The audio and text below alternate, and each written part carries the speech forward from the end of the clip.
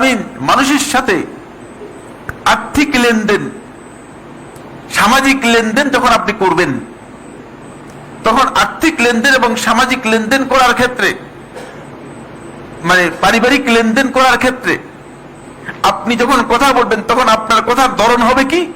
কাউলান মারুফা, সঙ্গত বৈধ নিয়মে আপনার কথাটা হতে হবে।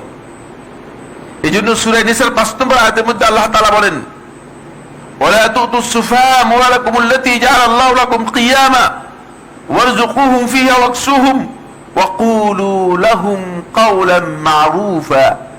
আর তাদের সাথে আপনি তোমরা যখন কথা বলবে, তখন কথাটা তোমাদের সঙ্গত বৈধ নিয়ম মাফিক হতে হবে।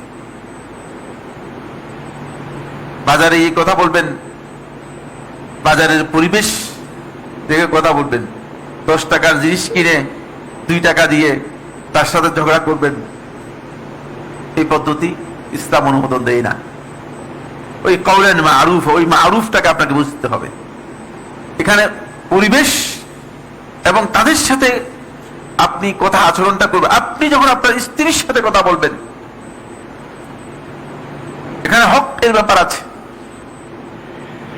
কারণ স্ত্রীর সাথে কিসের ব্যাপার আছে? হকের ব্যাপার আছে।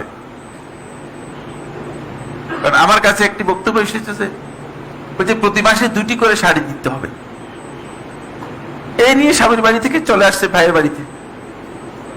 কত কথা আমাদের কাছে আসে, সব তার বলছি না আপনাদের এখানে। তো 2টি করে শাড়ি তার কি প্রয়োজন প্রতি মাসে? যদিও টাকা আছে, অসুবিধা নেই, 2টি করে না 3টি করে দিতে পারবে।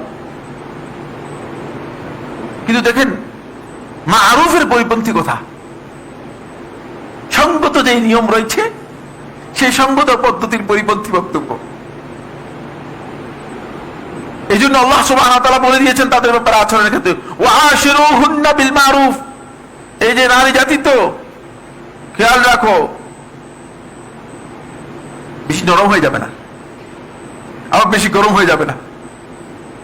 নরম হয়ে গেলে মাথায় উঠে যাবে, বানানোর মতো সমস্যা করবে। বুঝতে পেরেছেন?